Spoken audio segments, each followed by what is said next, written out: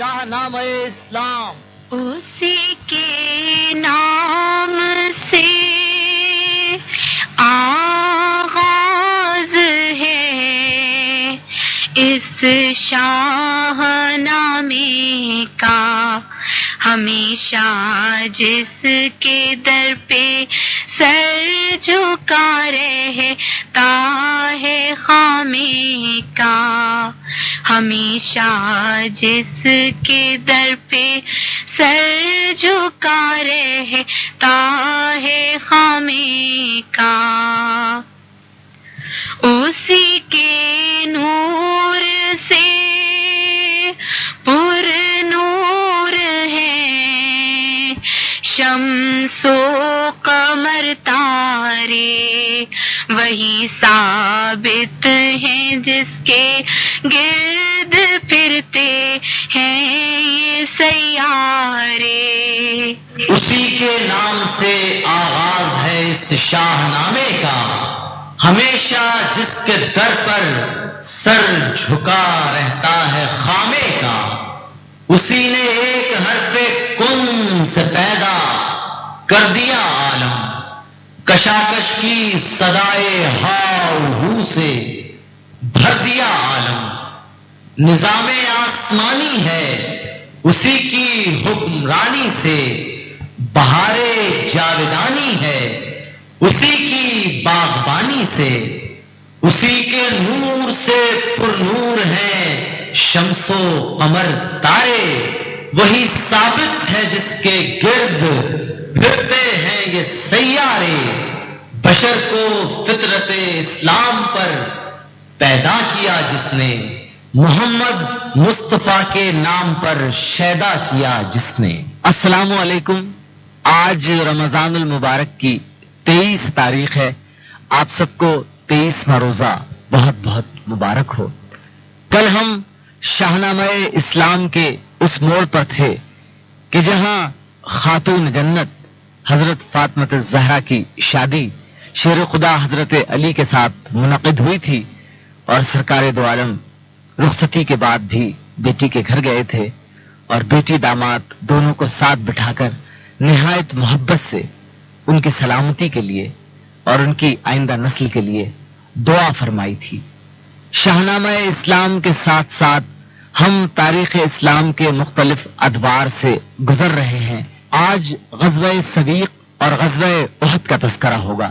غزوہ سویق ابو سفیان کی فتنہ پردازی کا نتیجہ تھا۔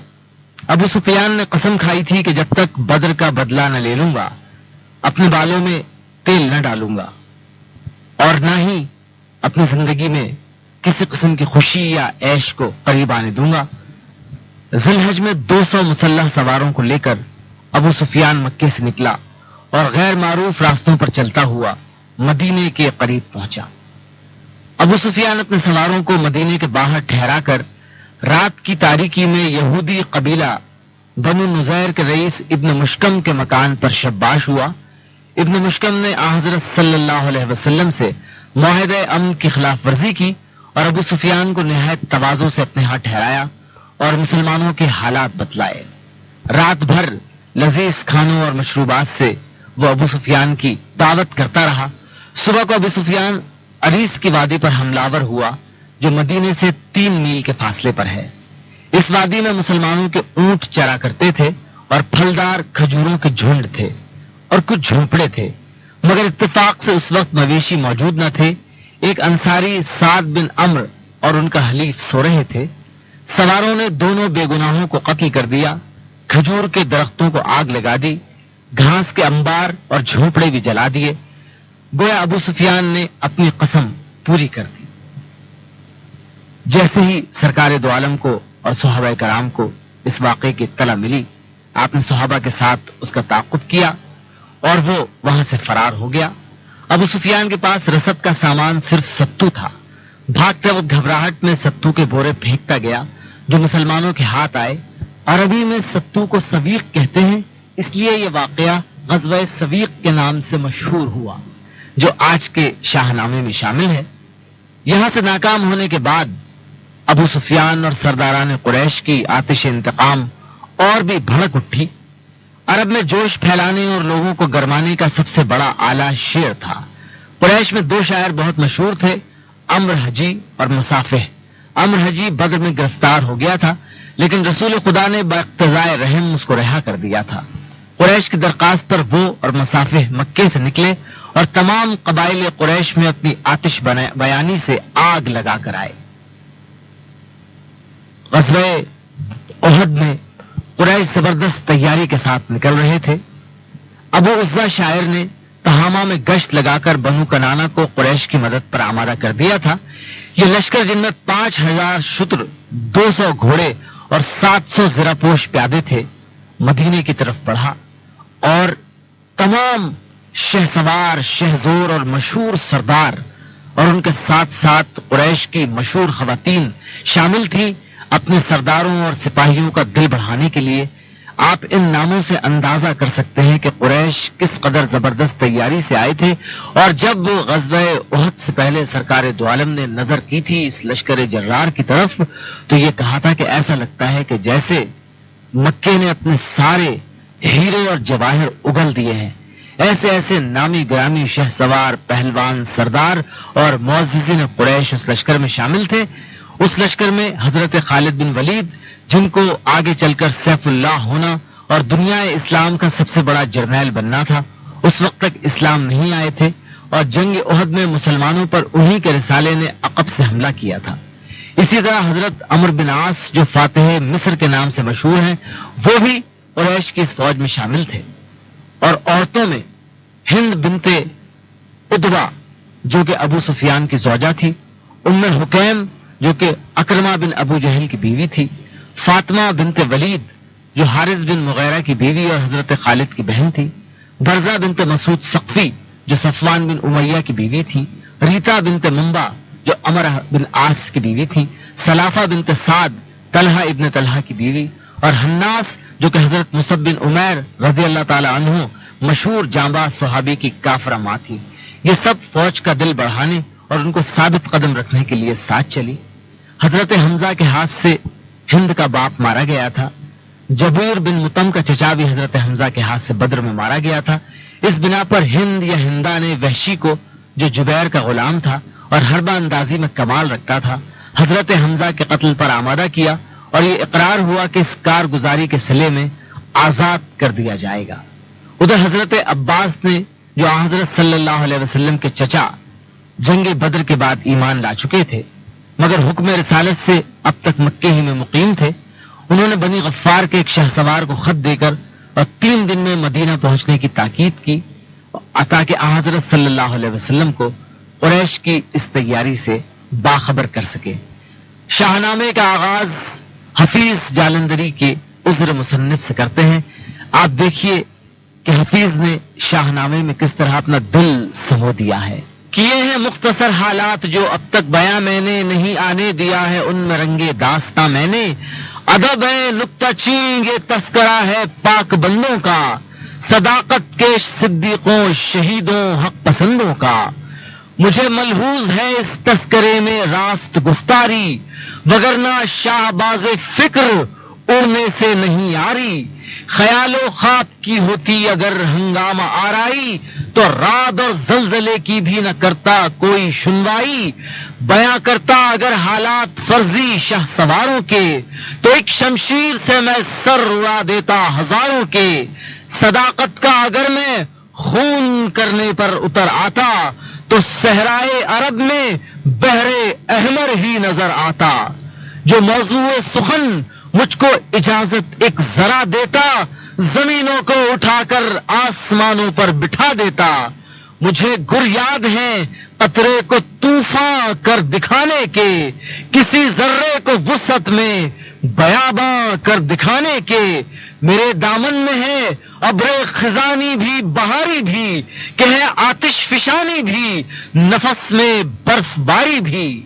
نہیں نہ آشنا میرا قلم رنگی نگاری سے، زمین شیر ہے فردوس میری لالا کاری سے۔ یہاں عائد ہے مجھ پر نص قرآنی کی پابندی، کہ ہے اس سے تجاوز میں خدا کی نہ رضامندی، تخیل پر نہیں بنیاد میرے شاہ نامے کی، صداقت کی طرف جاتی ہے راہ راست خانے کی، مجھے ہے عاقبت کی فکر، میں اللہ سے ڈرتا ہوں، ادب لازم ہے، محبوب خدا کا ذکر کرتا ہوں، کہیں جائز نہیں اس تذکرے میں رنگ آمیزی، گناہ ہے ان زمینوں پر سمند طبع کی تیزی، یہ اس کا تذکرہ ہے جو مبلغ تھا صداقت کا، دکھایا معجزہ جس نے صداقت ہی کی طاقت کا، نہ ہے یہ زال کا قصہ نہ رستم کی کہانی ہے، پرے سی مرغ ہے اس میں نہ راہ ہفت خانی ہے، نہ کوئی داستاں ہے جس میں لطف داستاں بھر دوں، نہ افسانہ ہے جس کو جس طرح چاہوں بیاں کر دوں، یہ قرآنی بیاں ہے ایک کالی کملی والے کا کہ جس کے نور سے ظلمت نے دیکھا منہ اجالے کا، شکو ہو شان مصنوعی میرے مقصد سے خارج ہے، یہ زیور جسم و روح شعر کی صحت میں حارج ہیں، بیان میں اختصار و سادگی ملحوظ رکھی ہے، بڑی مشکل سے جانے واقعہ محفوظ رکھی ہے، نہ اظہار کمال شاعری مطلوب ہے مجھ کو، نہ پندارے وبال ساحری مرغوب ہے مجھ کو، میرا مقصود اتنا ہے کہ انسان نیک ہو جائیں، خدا کو ایک مانے اور خود بھی ایک ہو جائیں، وہی مقصود ہے میرا جو مقصود صداقت ہے، وہی معبود ہے میرا جو معبود صداقت ہے، ہوئی اس راہ وحدت میں تلاش رہنما مجھ کو، نظر آیا نہ کوئی کملی والے کے سوا مجھ کو، وہ کالی کملی والا جو مسلمانوں کا آقا تھا، جسے مرغوب سادہ زندگی تھی، فقر فاقہ تھا، اسی کی زندگی نے زندگی کو زندگی بخشی، گلوں کو رنگ ماہ و مہر کو تابندگی بخشی، محمد جس نے جوش زندگی بخشا ضعیفوں کو، کیا آزاد شیطانوں کے چنگل سے شریفوں کو، محمد جس نے گمراہوں کو سیدھی راہ دکھلائی، خدائے واحد رحمان کی درگاہ دکھلائی، سکھانے کے لیے قانون آزادی کی پابندی، وہ آیا لے کے اس دنیا میں آئین خداوندی، گدا و شاہ کو رتبے میں یکساں کر دیا جس نے، سہارا مور کو دے کر سلیماں کر دیا جس نے، نوید بخشش یوم الحساب اس کی زباں پر تھی، وہ امی تھا مگر ام الکتاب اس کی زباں پر تھی، گھٹائے زور اس نے کینہ کاروں کے لئیموں کے، کیے حق اس نے قائم عورتوں کے اور یتیموں کے، دیا آ کر غلاموں کی رہائی کا سبق اس نے، کیا انسان پر آساں یہ مضمون ادق اس نے، ادھر دنیا تھی اور دنیا کی نمرودی اور شدادی، ادھر کیا تھا فقط اسلام اور اسلام کا ہادی، وہ آیا اس نے انسانوں کے شیطانوں کو للکارا، زمانے بھر کے فرعونوں کو حامانوں کو للکارا، ہلاکت خیز تھی وہ قلزم باطل کی طغیانی کہ جس میں غرق ہونے ہی کو تھی دنیا انسانی، بڑھا وہ کشتی حق لے کے دنیا کے بچانے کو، صلائے عام دی اسلام کی سارے زمانے کو، نظر آیا قریب و دور جو بھی ڈوبنے والا، سہارا دے کے بیچارے کو اس کشتی میں لا ڈالا، وہ انسان جو نکالے جا چکے تھے بحر اسیاں سے، مسلح کر دیا ان کو بھی ملاحی کے ساما سے، ہوئی تفویض ان کو خدمت احسان کرنے کی، دل و جاں بحر مخلوق خدا قربان کرنے کی، چلے وہ ناخدائے کشتی حق کے اشارے پر، جہاں بہتی ہے جانیں کفر کی موجوں کے دھارے پر، دہن کھولے ہوئے لب کی، یہاں فوج نہنگ ان پر یہ نیت تھی کہ گوشہ زیست کا ہو جائے تنگ ان پر. بڑھی بل کھا کے چاروں سمت سے شیطان کی فوجیں خدا کی ناؤ سے اٹھ اٹھ کے ٹکرانے لگیں موجیں. نہ لیکن ہو سکا ہرگز کوئی تختہ جدا اس کا، یہ کشتی تھی خدا کی، نا خدا تھا مصطفیٰ اس کا. وہ امی کس طرح غالب ہوا ساری بلاؤں پر، نہنگوں اور موجوں اور طوفانی ہواؤں پر. رہی محفوظ کشتی کس طرح مہلک چٹانوں سے، ہوئے یہ کارنامے کس طرح ان چند جانوں سے، ابھارا کس طرح ان ڈوبتوں کو آر دریا سے. گرے جو پے بپے دریا میں اپنی فرو طوفان اسیاں کس طرح آخر بچائی جا سکی دنیائے انسان کس طرح آخر. یہ کس قانون نے بخشی تھی آزادی غلاموں کو، بھلا بیٹھی ہے دنیا آج جن کے کارناموں کو. ہوا تھا کس ہوا سے گلشن ہستی ترو تازہ، بندھا کس طرح اور آقے پراگندہ کا شیرازہ. یہ سب کچھ انتہائی سادگی سے عرض کرنا ہے، کوئی افسانہ کہنا ہے نہ کوئی رنگ بھرنا ہے. یہی میرے مقاصد ہیں، یہی احساس ہے میرے. میں عامی ہوں، مخاطب ہی عوام الناس ہے میرے. غلاموں کو ملے شاید رہائی کی نوید اس سے، اثر اندوز ہو جائے کوئی روح سعید اس سے. کسی کی مغفرت کا یہ اگر سامان ہو جائے تو شاید حشر میں مشکل میری آسان ہو جائے. ادھر مکے میں تھی اب ایک بڑے حملے کی تیاری، ادھر یثرب میں فتنہ تھا یہودی قوم کا جاری. منافق ہر طرح اب کر رہے تھے فتنہ انگیزی کہ ہو جائے کسی صورت مسلمانوں میں خون ریزی. قبائل بھی اتر آئے تھے اپنی شورب پشتی پر، بارسو مستعد تھے رہزنی پر دھنگ مشتی پر. غرض اس وقت تھا سارا جہاں اسلام کا دشمن محمد مصطفیٰ کا اور خدا کے نام کا دشمن. تبر تھے آندھیاں تھیں اور تنہا نخل اسلامی، ابھی تھی ننھی ننھی ڈالیاں اور نازک اندامی. یہ پودا پل رہا تھا اپنے مالی ہی کے دامن میں، چراغ نور تھا سرکار عالی ہی کے دامن میں.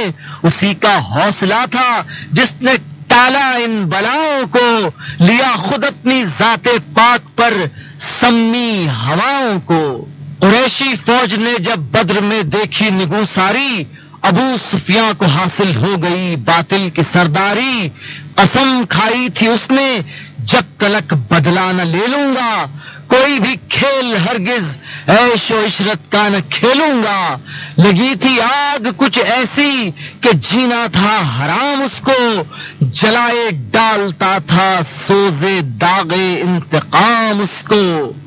یہ 200 رہزنوں کو ساتھ لے کر شہر سے نکلا، برائے رہزنی معمور ہو کر قہر سے نکلا. قسم کھا کر حبل کی بہرے قتل اہل دین آیا، اندھیری رات میں ظالم مدینے کے قریب آیا. بھروسہ تھا اسے اپنے یہودی یار محرم پر، اندھیری ہی میں دستک دی مکان ابن مشکم پر. یہودی نے خوشی سے لا کے اپنے گھر میں ٹھہرایا، مدینے کے مسلمانوں کا سارا حال بتلایا. تواضع کی گئی اس کی شراب ارغوانی سے، مبادہ سرد ہو جائے حسد کی آگ پانی سے. ابھی کچھ رات باقی تھی کہ جاگا فتنہ دوراں، مکان ابن مشکم سے نکل آیا ابو سفیاں. مضافات مدینہ میں تھی ایک چھوٹی سی آبادی، مکان تھے چند نخلستان تھے اور تھی خوشنما وادی. چرا کرتے تھے اکثر اونٹ بھی اس میں مدینے کے. دکھائے اس جگہ جوہر ابو سفیان کینے کے، وہ قزاقوں کو اپنے ساتھ لے کر اس طرف آیا.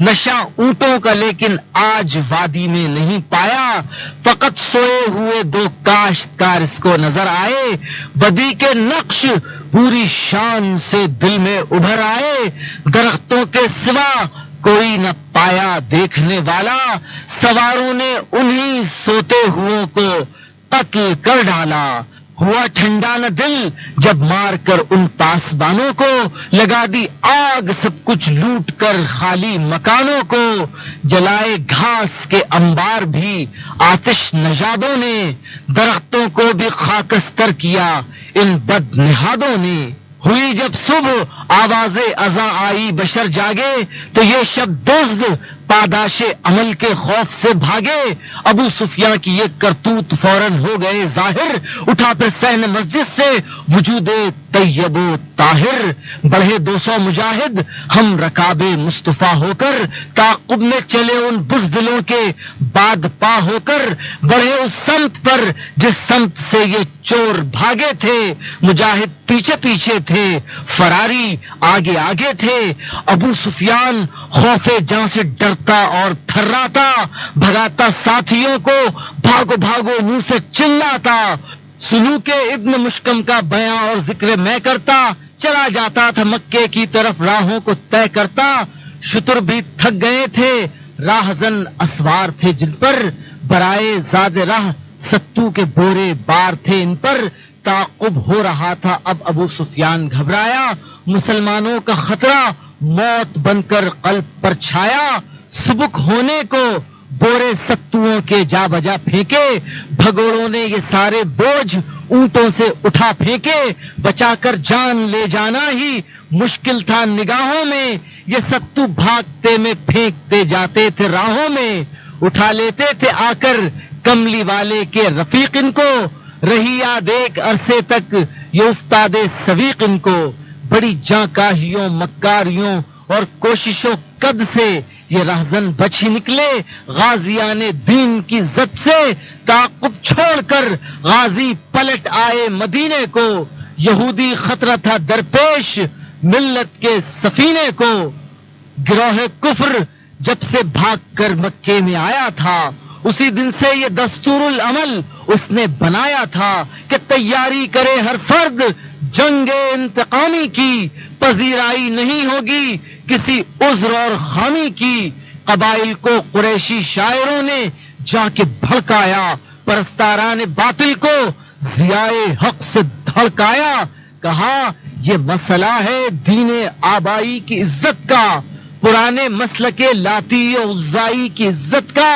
نئے مذہب کا بانی دیوتاؤں سے نہیں ڈرتا، اکیلا ہے مگر اتنے خداؤں سے نہیں ڈرتا، نہ ان کو پوجتا ہے اور نہ ان کو مانتا ہے وہ، ہماری اس پرستش کو برائی جانتا ہے وہ کہتا ہے کہ تم اپنے خدا بندوں سے منہ موڑو، یہ پتھر کی ہیں تصویریں، انہیں چھوڑو انہیں توڑو، اکیلے ایک خدا کو پوجنا ہم کو سکھاتا ہے، نہ جسم اس کا بتاتا ہے نہ شکل اس کی دکھاتا ہے، اسے وہ حی اور قیوم اور رحمان کہتا ہے، ہمارے 360 کو بے جان کہتا ہے، وہ کہتا ہے کہ سب چھوٹے بڑے انسان برابر ہیں، گدا و شاہ کم حیثیت و ذیشان برابر ہیں، وہ محفل میں بٹھاتا ہے رذیلوں کو حقیروں کو، امیروں کے مقابل کر دیا اس نے فقیروں کو، بڑا حامی بنا ہے وہ یتیموں اور غلاموں کا، مخالف ہے ہمارے فائدے کے انتظاموں کا، ہمارا عورتوں سے عشق بھی ہے ناگوار اس کو، نظر آتی ہیں گویا عورتیں پرہیزگار اس کو، ہمیں کہتا ہے تم ان عورتوں کا حق بھی پہچانو، انہیں اپنی طرح سمجھو انہیں اپنی طرح جانو، وہ کہتا ہے کہ ہر ایک زندہ رکھے اپنی بیٹی کو، گوارا کس طرح کر لیں بھلا اشراف ہیٹی کو، مٹانا چاہتا ہے وہ روایات قدیمہ کو، بھلانا چاہتا ہے وہ روایات قدیمہ کو، نہ جانے کون سا جادو ہے ان بیکار باتوں میں، الٹ جاتا ہے دل انسان کا 2-4 باتوں میں، ہمارے سربراہوں نے اسے اس کام سے روکا، پھر اس کے ماننے والوں کو بھی اسلام سے روکا، انہیں تو انتہائی سرزنش بھی ہم نے کر چھوڑی، نہ اپنی ہٹ مسلمان بے وقوفوں نے مگر چھوڑی۔ چڑھاتے بھیٹ ہم ان کو ہبل اور لات کے آگے، ہمارے سخت پنجے سے مگر بچ کر نکل بھاگے۔ انہیں اب اہل یثرب نے بسد اکرام رکھا ہے، بدل کر نام یثرب کا مدینہ نام رکھا ہے۔ قبیلے اوس و خزرج کے مسلمان ہوتے جاتے ہیں، خداوندوں کے گھر یثرب میں ویراں ہوتے جاتے ہیں۔ محمد کے خدا کا دین ہر سو بڑھتا جاتا ہے، یہ قطرہ موج دریا بن رہا ہے، چڑھتا جاتا ہے۔ قریش ان کو سزا دینے گئے تھے، آپ خود چڑھ کر محمد نے نہ جانے پھونک مارا ان پہ کیا پڑھ کر۔ 72 پہلواں جو قوم کے سردار تھے سارے مسلمانوں کے آ کر بدر کے میدان میں مارے۔ حبل اور لات و عزا نے ہمیں شاید سزا دی ہے کہ ہم نے مدتوں سے بندگی ان کی گھٹا دی ہے۔ خداؤں دیوتاؤں کو خفا یوں کر لیا ہم نے کہ ان کے دشمنوں کو زندہ کیوں رہنے دیا ہم نے۔ خدا سب روٹھے بیٹھے ہیں، منانے کی ضرورت ہے، کوئی تازہ لہو ان کو پلانے کی ضرورت ہے۔ زمین پر جب تلک زندہ ہے دشمن دیوتاؤں کے، رہیں گے ہم ہدف زیر فلک ساری بلاؤں کے۔ اٹھو اے لات و عزا و حبل کے پوجنے والوں، محمد اور اس کے ساتھیوں کو ذبح کر ڈالو۔ کرو شیراز بندی قوم کے اور عاقب برہم کی مسلمانوں کی قوت ہے، عرب کے واسطے دھمکی ہے تاریخ عرب پر یہ نئے مضمون کا دھبا، دھلے گا اب تو مسلم خون ہی سے خون کا دھبا۔ شاہنامہ اسلام اس موڑ پر ہے کہ جہاں غزوہ احد برپا ہونے کو ہے۔ ابو سفیان اور اس کے ساتھی شاعروں کی مدد سے پورے عرب میں ایک آگ لگا رہے ہیں، انتقام کی آگ، بدلے کی آگ۔ ہر طرف اشتعال ہے، غصہ ہے، جنگی تیاریاں ہیں، ہر طرف ڈھول بج رہے ہیں، دف بج رہے ہیں، ہر طرف نقارے بج رہے ہیں، جنگ کی تیاریاں اپنے عروج پر ہیں۔ اور ادھر سرکار دو عالم صحابہ کرام کو تلقین کر رہے ہیں، زندگی کے آداب و طریقے بتا رہے ہیں۔ سرکار دو عالم جانتے ہیں کہ کفار اور مشرکین یہودیوں کی اعانت سے مسلمانوں پر ایک بھرپور حملہ کرنے والے ہیں۔ غزوہ بدر میں اللہ رب العالمین کی نصرت و اعانت سے فتح مبین نے لشکر اسلام کے قدم چومے تھے۔ آج تک دنیا کے دانشور، عسکری ماہرین اور اسلام پر تانا زنی کرنے والے کھوج لگا رہے ہیں غزوہ بدر میں کیا ہوا تھا۔ 313 نہتے بے سر و سامان سوائے حضرت حمزہ اور 2-3 صحابہ کے جنگ کے فنون سے ناواقف ان لوگوں نے کیسے 1150 کے لشکر جرار کو شکست دی تھی جو پوری تیاری کے ساتھ آیا تھا۔ جہاں غزوہ بدر میں اللہ رب العالمین کی بھرپور اعانت اور سرکار دو عالم کی دعا شامل تھی، وہیں ایک بہترین فوجی جرنیل کے طور پر سرکار دو عالم کی حکمت عملی بھی پوری طرح سے کام آئی تھی۔ آپ نے 3 پرچم بردار لشکر اسلامی میں منتخب کیے تھے اور اس طرح سے افواج کی ترتیب کی تھی کہ 3 مسلمانوں کے لشکر کے حصے کیے تھے اور اس طرح سے وہ وہاں پر موجود تھے کہ دشمن عقب سے حملہ نہیں کر سکتا تھا۔ تینوں حصے یوں باہم مربوط کر دیے گئے تھے۔ غزوہ بدر میں بازی مسلمانوں کے ہاتھ رہی، مگر غزوہ احد میں سرکار دو عالم کی ہدایت کو نظر انداز کرنے کے نتیجے میں بہت بڑے نقصان سے دوچار ہونا پڑا۔ ان میں سب سے بڑا نقصان یہ تھا کہ محسن انسانیت ہمارے آقا و مولا سرکار دو عالم رحمت للعالمین بھی بری طرح سے زخمی ہو گئے تھے۔ کل انشاءاللہ العزیز بڑھیں گے غزوہ احد کی جانب اور وہیں سے آغاز کریں گے کہ عرب کے قریش کے شاعروں نے آتش انتقام بھڑکا رکھی ہے۔ اب اجازت دیجیے، اللہ حافظ۔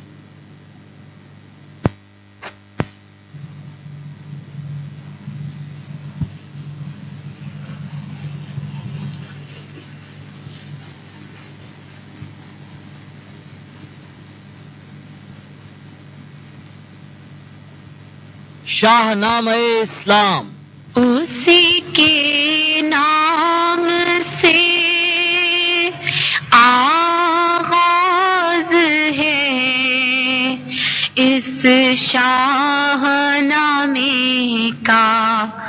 ہمیشہ جس کے در پہ سر جھکا رہتا ہے خامے کا، ہمیشہ جس کے در پہ سر جھکا رہتا ہے خامے کا،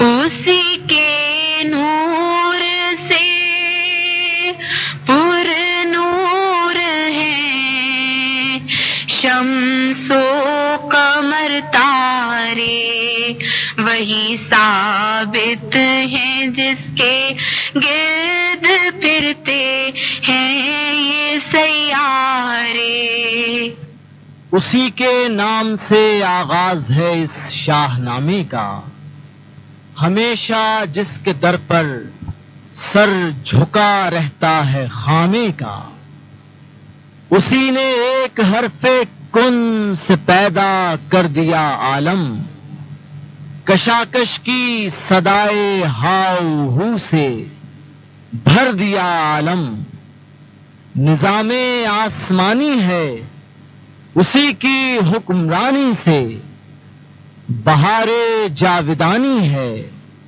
اسی کی باغبانی سے، اسی کے نور سے پر نور ہیں شمس و قمر تارے، وہی ثابت ہے جس کے گرد پھرتے ہیں یہ سیارے، یہ سرد و گرم خشک و تر اجالا اور تاریکی، نظر آتی ہے سب میں شان اسی ایک ذات باری کی، بشر کو فطرت اسلام پر پیدا کیا جس نے، محمد مصطفیٰ کے نام پر شیدا کیا جس نے۔ السلام علیکم، آج رمضان المبارک کی 24 تاریخ ہے، آپ سب کو 24واں روزہ بہت بہت مبارک ہو۔ 24واں روزہ اور آج 25ویں شب ہوگی۔ 25ویں شب رمضان کی بہت ہی بابرکت طاق راتوں میں سے ایک رات ہوگی۔ شب قدر کی تلاش کے لیے سرکار نے جن راتوں میں عبادت کے لیے اور رت جگہ کے لیے کہا ہے، ان میں آج جو رات ہوگی وہ بھی شامل ہے۔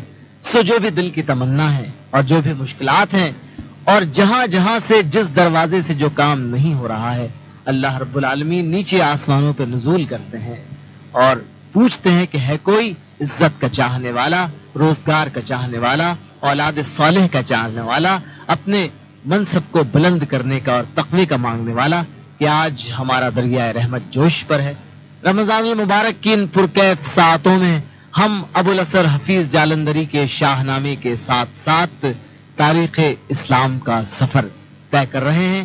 کل ہم اس موڑ پر تھے کہ جہاں عرب کے شعراء کو قریش نے مدعو کر لیا تھا اور ان کے ذمے یہ فرض کیا تھا کہ وہ قبائل عرب کو اکسائیں آمادہ کریں لات و عزا اور حبل کے نام پر، کہ وہ حضرت محمد اور ان کے ساتھیوں سے ایک خونی انتقام لیں اور ہمیشہ ہمیشہ کے لیے خاکم بدہن مدینے کی بستی کو، سرکار دو عالم اور اصحاب رسول کو مٹا دیں۔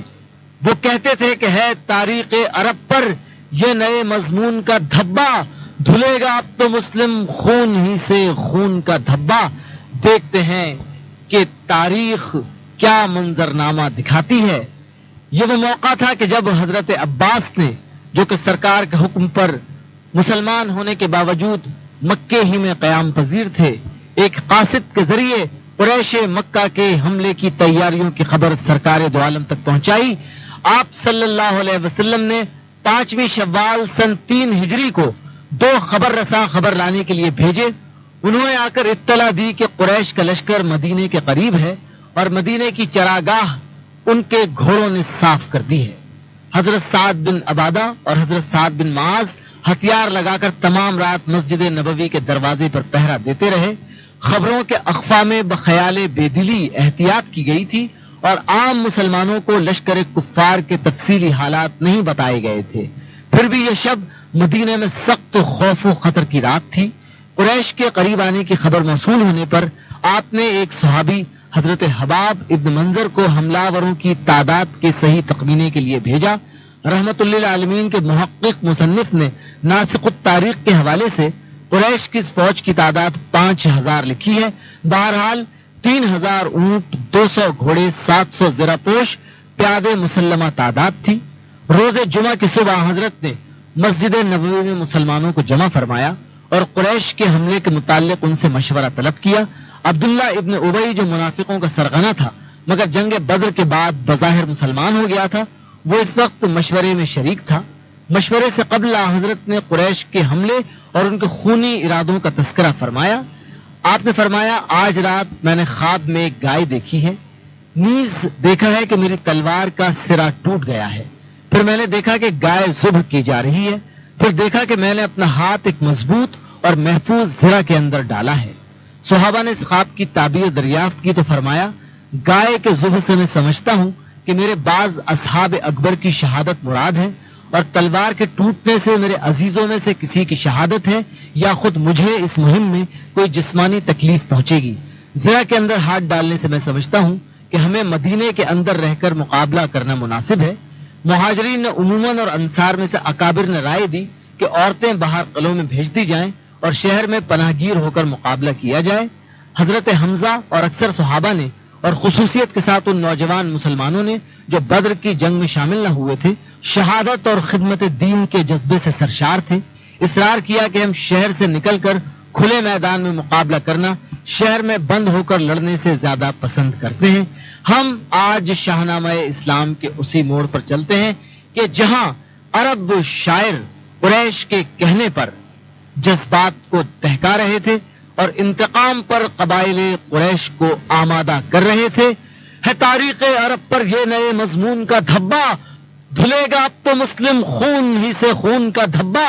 ہمیں پیش نظر جب گوشمالی ہو حریفوں کی، مدد کرتے رہے ہو تم ہمیشہ ہم ردیفوں کی. ہمیشہ سے ہمارا اور تمہارا بھائی چارہ ہے کہ جو دشمن ہمارا ہے وہی دشمن تمہارا ہے. ہمارے ساتھ ہو کر جنگ کرنا چاہیے اب بھی، عزیزوں پاس نام و ننگ کرنا چاہیے اب بھی. ارادہ کر چکے ہیں اہل مکہ ضرب کاری کا، کرو امداد یارو، ہاں یہی ہے وقت یاری کا. مسلح ہو کہ مکے سے جو اٹھے لشکر جنگی، تو یثرب کی زمین پر آسماں کرنے لگے تنگی. رہو تیار ہو کر کیل کانٹے سے جمع مردو، بلائیں جب تمہیں جنگ آوروں سے دشت کو بھر دو. قریشی شاعروں نے اس طرح جب آگ بھڑکائی، بھڑک اٹھے قبائل کے خیالات منو مائی. مہیا ہو چکا مکے میں جب سامان لڑنے کا، ابو سفیان نے چپکے سے کیا اعلان لڑنے کا. خبر دے دی گئی باہر کے امدادی قبائل کو کہ آئے جلد لے کر اپنے جلادی وسائل کو. تہامہ سے کنانا کے قبائل متحد ہو کر چلے آئے مدد کے واسطے. عقل و خرد کھو کر ہوا اجماع باطل، وادی بطحا کے سینے پر اٹھا غارت گری کے واسطے مکہ مدینے پر. ہزاروں لڑنے والے آج اس لشکر میں شامل تھے، شجاع و جنگجو تھے، آزمودہ کار و کامل تھے. تکبر تھا سروں میں اور زبانوں پر ہمیں ہم تھا.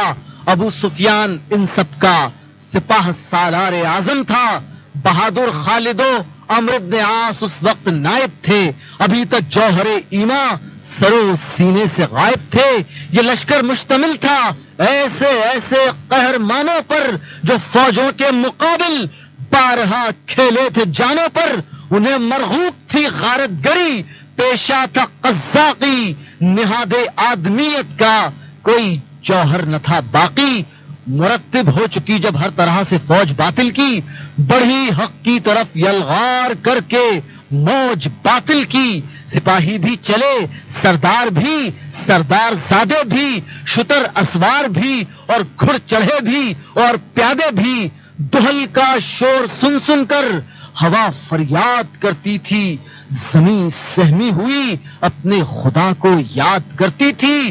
وہ خونی شیر چیتے بھی جو صحراؤں میں رہتے تھے، یہ آندھی دیکھ کر العظمت للہ کہتے تھے.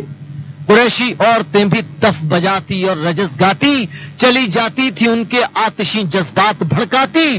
غلاموں اور جلادوں کو دم اور دام دے دے کر، فریب وعدے آزادی و انعام دے دے کر، بڑھاوے دے کے بدکاروں کو مال و گنج دینے کے یہ حربے لے کے آئی تھیں، نبی کو رنج دینے کے یہ ساری ڈائنیں پرچھائیاں تھیں فطرت بد کی، بہت مشتاق تھی یہ قتل اصحاب محمد کی، بلائیں جمع ہو کر پیش میں آ کے نکلی تھیں، بشر کا خون پینے کی قسم کھا کھا کے نکلی تھیں، بچا کر آنکھ ماہو مہر کی مخبر نگاہوں سے، بڑھی آتی تھی قرشی فوج غیر آباد راہوں سے، ابو سفیان کو ان راستوں سے واقفیت تھی، مدینے پر اچانک حملہ کر دینے کی نیت تھی، مگر باطل تھی یہ کوشش سپاہ سالار باطل کی، نبی پر ہو گئی افشا خبر یلغار باطل کی، نبی کے پاس آیا حضرت عباس کا قاصد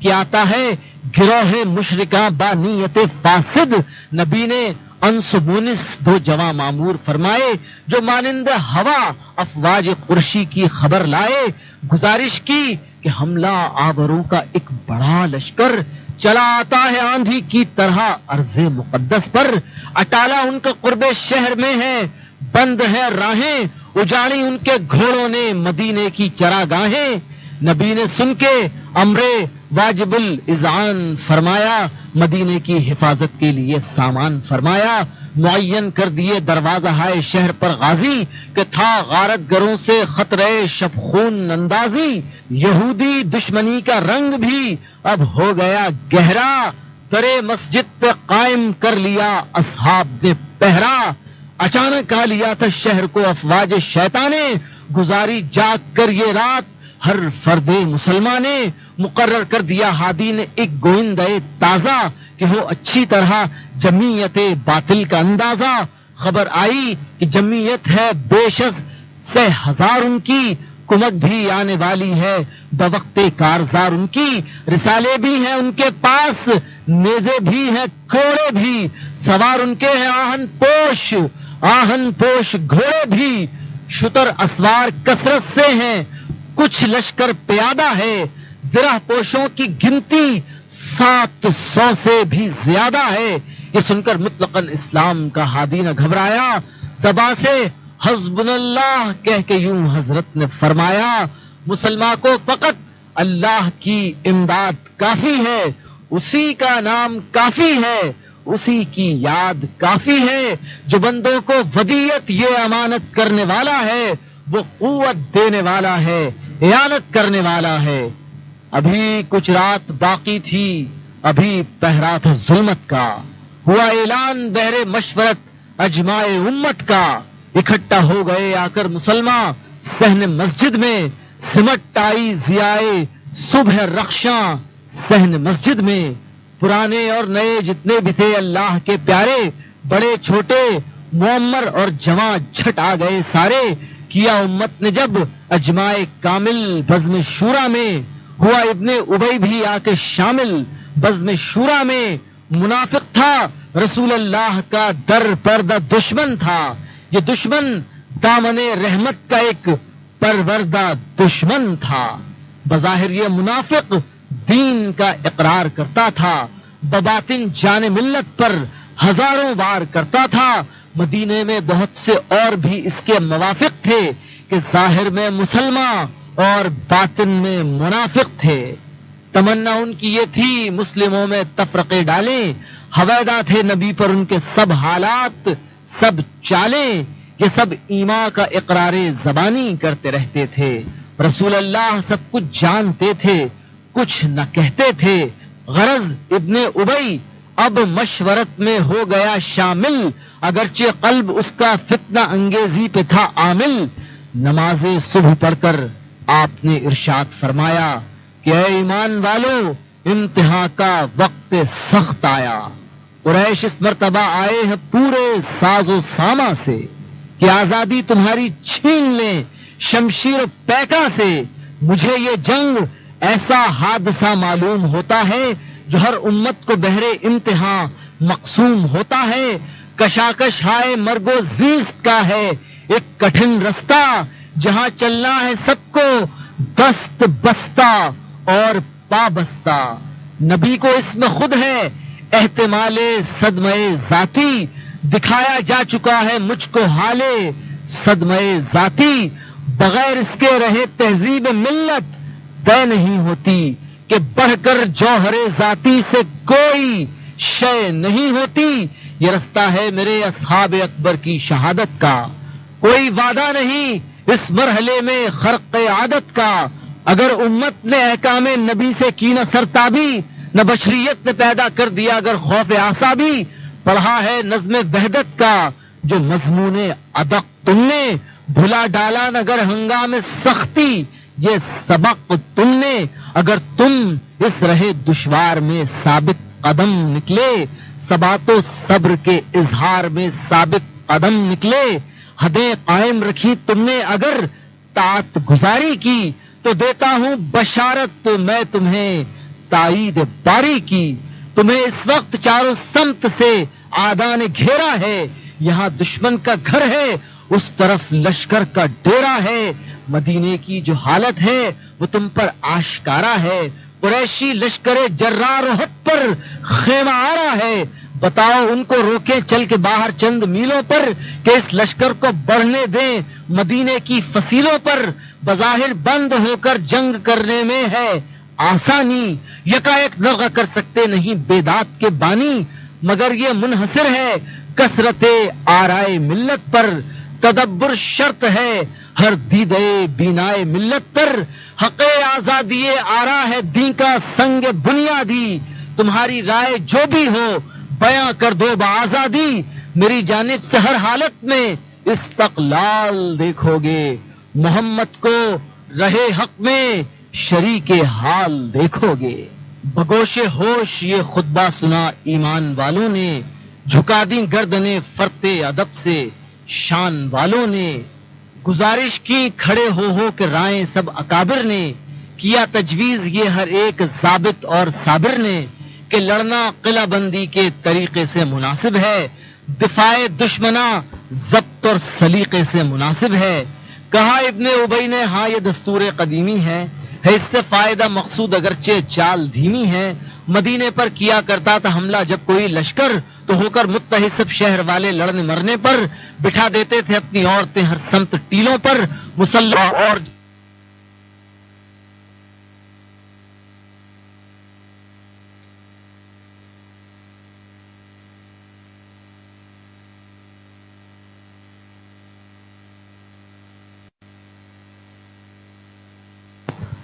بدو ہو کر کہ جیسے بدر کے غازی لڑے تھے روبرو ہو کر. یہ سچ ہے واقعی تعداد بھی ان کی زیادہ ہے، مگر ان سے لڑیں گے ہم یہی پکا ارادہ ہے. مقابل ہو کے روکیں گے ہم ان کے وار سینے پر، انہیں بڑھنے نہ دیں گے اپنے جیتے جی مدینے پر. نہتے بے سرو ساما سہی ایمان والے ہیں، غلامان نبی فضل خدا سے آن والے ہیں. سے زیادہ قتل ہو جائیں گے پھر کیا ہے، نبی کے دامن رحمت میں سو جائیں گے پھر کیا ہے. رہے حق میں یہی تو منزل مقصود ہے اپنی، شہادت پا گئے تو عاقبت محمود ہے اپنی. تمنا ہے کہ اڑ کر جا پڑے دل تیر قاتل پر، نظر روئے نبی پر ہو گلا شمشیر قاتل پر. یہ سر کٹ کر سوئے پائے محمد لوٹتا جائے، اسی کو موت کہتے ہیں تو ایسی موت آ جائے. رہیں گے ہم میں جو زندہ وہ غازی بن کے آئیں گے کہ شمشیروں کے سائے میں نمازی بن کے آئیں گے. یہ جینا بھی سعادت کا، یہ مرنا بھی سعادت کا. ادھر رتبہ غزا کا ہے، ادھر رتبہ شہادت کا. رہے ہم بدر میں محروم تحصیل سعادت سے، جہاد فی سبیل اللہ سے، تاج شہادت سے. ندامت کے لیے وہ ایک محرومی ہی کافی ہے، فصیلوں میں چھپے اب بھی یہ غیرت کے منافی ہے. نہایت جوش سے کی ان صحابہ نے یہ تقریریں، زبانوں سے بیاں کر دیں کتاب دل کی تفسیریں. جو بہرے جنگ میدانی بسد اسرار کوشاں تھے، بہت ان میں ابھی ناپختہ کار و تازہ ایماں تھے، ابھی یہ تازہ تازہ دامن رحمت میں آئے تھے. خدا سے لو لگانے پر کبھی کوڑے نہ کھائے تھے، ابھی تک سختیاں جھیلی نہ تھیں، ایمان لانے کی ابھی تک بازیاں کھیلی نہ تھیں، سر دھڑ لگانے کی رہے تھے گھر میں یا مسجد میں یا پھر کھیت کے اوپر، نہ لیٹے تھے کبھی یہ تپتی تپتی ریت کے اوپر، نہ تھا معلوم دل پر جبر کرنا کس کو کہتے ہیں، سرے ہنگامے سختی صبر کرنا کس کو کہتے ہیں، نہیں دیکھا تھا کیا ہنگامے سختی پیش آتا ہے، پے جا خاستن کس طرح ہر بدکیش آتا ہے، قتال کارزار بدر آنکھوں سے نہ دیکھا تھا، سنا تھا نام شرح صدر آنکھوں سے نہ دیکھا تھا، جری تھے شیر تھے تبن دلاور تھے جیالے تھے، یہی ایک روز دنیا بھر کے فاتح بننے والے تھے، مگر گر گر کے اٹھنے پر مدارے پہلوان انحصارے کامرانی ہے کہ بچنے مادر سے جواں پیدا نہیں ہوتے، بنائے جاتے ہیں سب پہلواں پیدا نہیں ہوتے، بلندی پر پہنچنے کے لیے حاجت ہے زینے کی، سمندر پار کرنے کو ضرورت ہے سفینے کی، کتابی درس ہی سے شاہ سواری آ نہیں سکتی، اصول آئے تو آئے پختہ کاری آ نہیں سکتی، نبی کے سامنے تکمیل استعداد امت تھی، یہ کاہش از برائے وحدت افراد امت تھی، سنی حضرت نے مسلم نوجوانوں کی یہ تقریریں جو بحر جنگ گھر سے باندھ کر آئے تھے شمشیریں، جوانی میں تھا ذوق و شوق کا انداز بھی شامل، نیاز و عاجزی میں تھی ادائے ناز بھی شامل، اگرچہ آپ کو یہ ناز یکسر ناپسند آیا محبت سے، مگر قرآن ناطق نے یہ فرمایا کہ راضی ہو اگر تم سخت گھاٹی سے گزرنے کو، کمر بندی کرو باہر نکل کر جنگ کرنے کو، خدا کے ہاتھ میں ہے سلسلہ فتح و ہزیمت کا، دعا مانگو کہ استقلال ساتھی ہو عزیمت کا، اگر صبر اور استقلال کو محفوظ رکھو گے، خدا کے اور نبی کے حکم کو ملحوظ رکھو گے، بجائے خود یہی فتح و ظفر کی ایک نشانی ہے کہ حق پر استقامت ہی کلید کامرانی ہے، کہ سن کر ہو گئے مسرور سب پتلے شجاعت کے، کہ اصغر اور اکبر سب کے سب بندے اطاعت کے، نبی نے اب شعار راستی پر خطبہ فرمایا، نماز جمعہ کا وقت آ گیا تھا جمعہ پڑھوایا، نماز جمعہ پڑھ کر ہو گیا اعلان تیاری، ہوا زوریز حجرے میں حبیب حضرت باری، غزوہ احد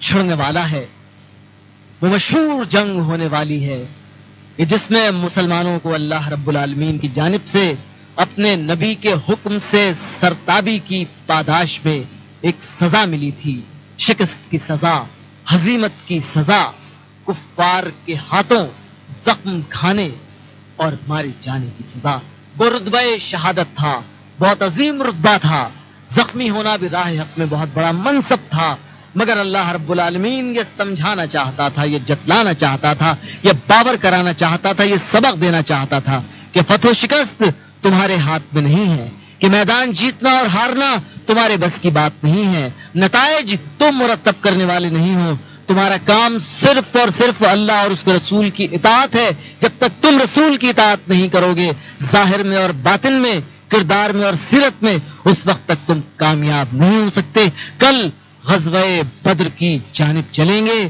اس غزوے کی جانب کہ جس میں کفار نے زبردست جمعیت جمع کر رکھی تھی اور حضور نے ان کا لشکر دیکھ کر آپ فرمایا تھا کہ یوں لگتا ہے کہ آج مکے نے اپنے سارے جواہر اگل دیے ہیں۔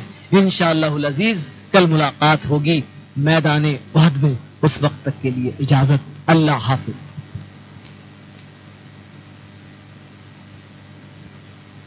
کراچی اور اس کے مضافات میں آج انتہائی سحر کا وقت 5:41۔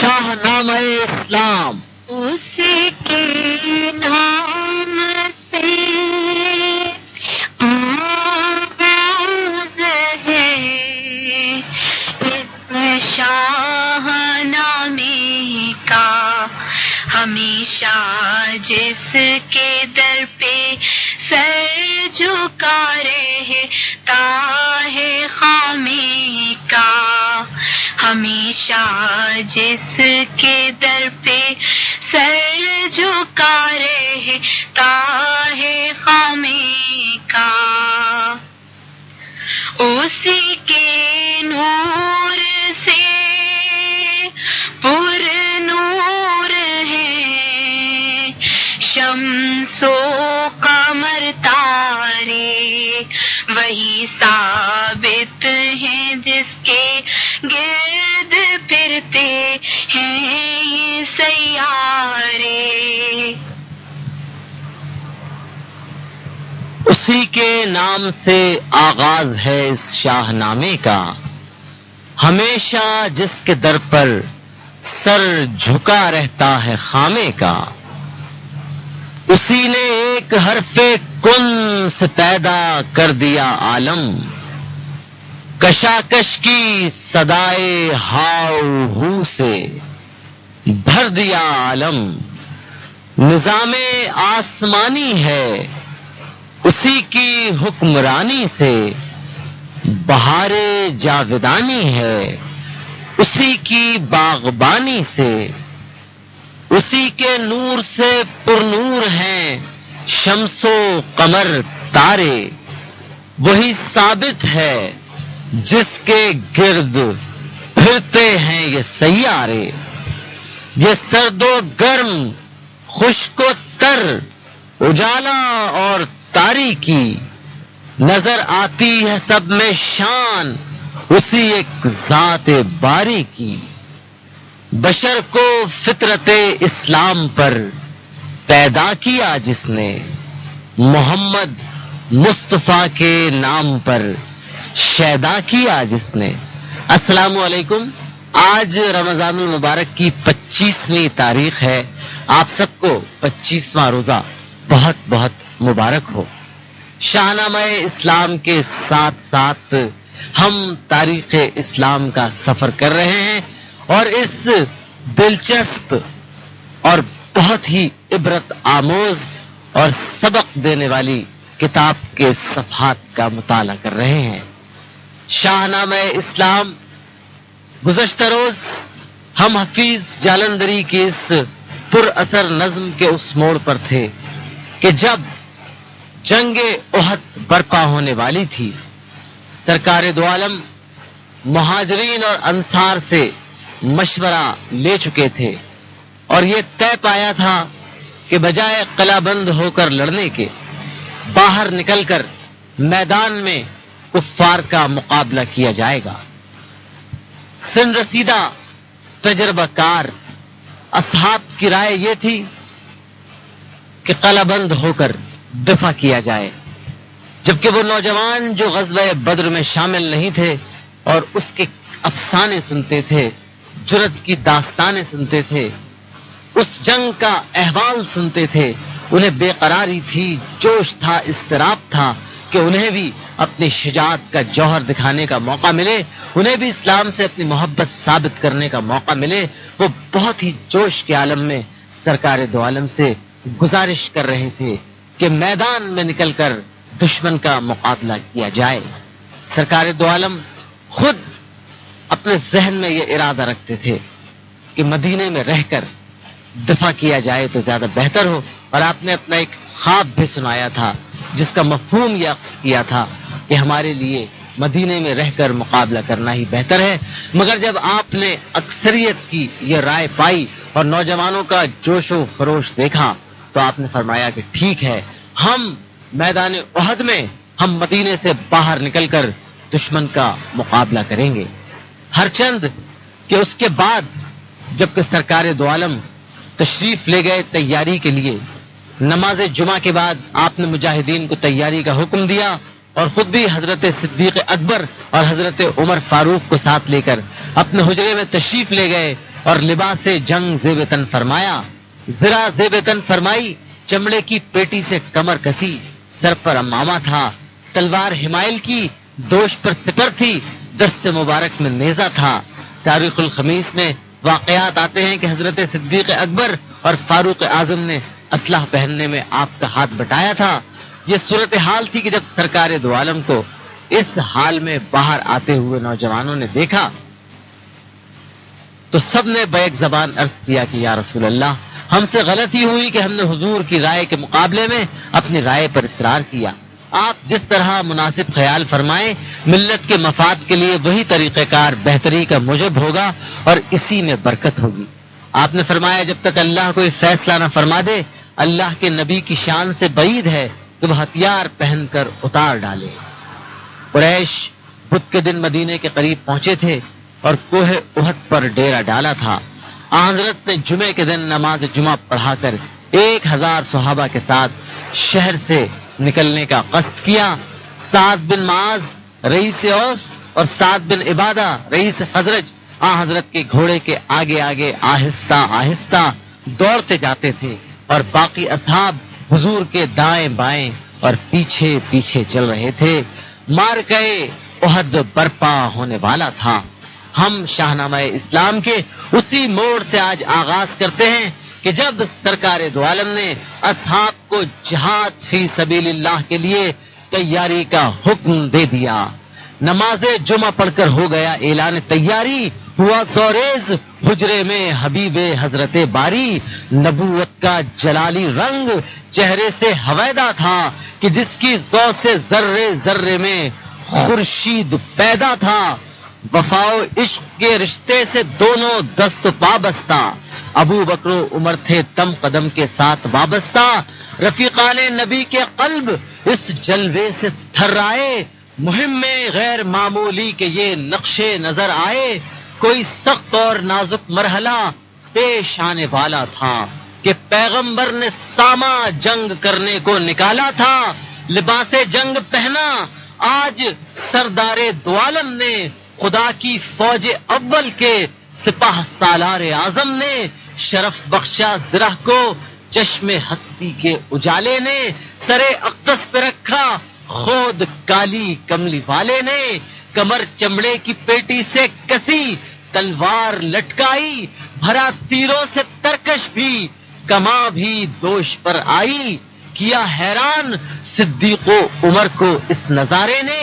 لیا نیزہ بھی دستے پاک میں اللہ کے پیارے نے. ابو بکر و عمر کے ہاتھ سے باسد ادب کوشی. مکمل ہو گئی محبوب حق کی اسلحہ پوشی. ادھر مسجد میں مردان مجاہد سر بکف ہو کر کھڑے تھے انتظار مصطفیٰ میں. صف بصف ہو کر ہوئے حضرت برآمد حجرے خلوت سے جلوت میں. ضیائے نور پھیلی نور کی جلوت سے جلوت میں. نبی کو آج امت نے لباس جنگ میں دیکھا. جمال مصطفیٰ کو اس نرالے رنگ میں دیکھا. ذرا مغفر کمانو تیر و شمشیر و تبر بھالا. مجسم نور جس کے گرد تھا ایک نور کا حالہ. ہویدا تھا جمال سرمدی سرکار عالی سے. دلے مردان عالم کانپ اٹھے شان جلالی سے. ہوئی اب ان جوانان مجاہد کو پشیمانی. صلاح قلعہ بندی جن کی غیرت نے نہ تھی مانی. ہمارے واسطے مقصود عالم سختیاں جھیلے. غلاموں کی مشقت آپ آقا ذات پر لے لے. زرہ پہنی ہمارے واسطے محبوب داور نے. اٹھائی یہ مشقت بحر عرفاں کے شناور نے. دفاع دشمنا کے واسطے بھالا سنبھالا ہے تو ظاہر ہے کہ بھاری واقعہ پیش آنے والا ہے. مؤدب ہو کے از راہ ندامت عرض گزرانی. ہمارے باپ ماں قربان اے محبوب یزدانی. نہ جانے اختلاف رائے عالی کیوں ہوا ہم سے. نہیں پوشیدہ حال دل ہمارا دل کے محرم سے. نبرد قلعہ بندی ہو کے میدانی لڑائی ہو. اسی صورت سے طے فرمائیے جس میں بھلائی ہو.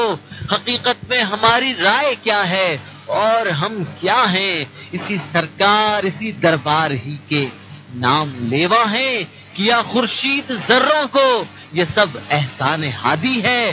جگہ دامن پہ دے کر آپ نے عزت بڑھا دی ہے.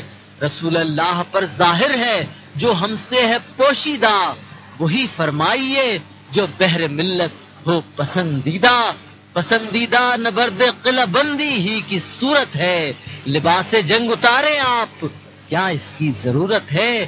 صحابہ پر جو تاری جوش رقت کا اثر پایا، تبسم زیر لب فرما کے ہادی نے یہ فرمایا کہ اے ایمان والو، فکر مندی نامناسب ہے، چلو میدان میں اب قلعہ بندی نامناسب ہے۔ خدا اس جذبہ اخلاص کی تحسین کرتا ہے، نبی پھر تم کو استقلال کی تلقین کرتا ہے۔ نظارہ فتح کا پیش نظر ہو یا ہزیمت کا، نہیں واجب نبی کو فسخ کر دینا عزیمت کا۔ سرے میدان جب تک تیغ کوئی فیصلہ کر دے، خدا جب تک نہ از خود حق کو باطل سے جدا کر دے، پیمبر کے لیے فسق عزیمت کی مناہی ہے، یہ ارشاد الہی ہے، یہ ارشاد الہی ہے۔ خیال بغض و کینہ دور کر دو اپنے سینے سے، رضائے حق طلب کرتے ہوئے نکلو مدینے سے۔ ادائے فرض ہے مطلوب، مرنا ہو کہ جینا ہو، مجاہد کو ہے سب مرغوب، مرنا ہو کہ جینا ہو۔ یہ کہہ کر امر فرمایا پیغمبر نے سواری کا، در مسجد پہ حاضر تھا فرس محبوب باری کا۔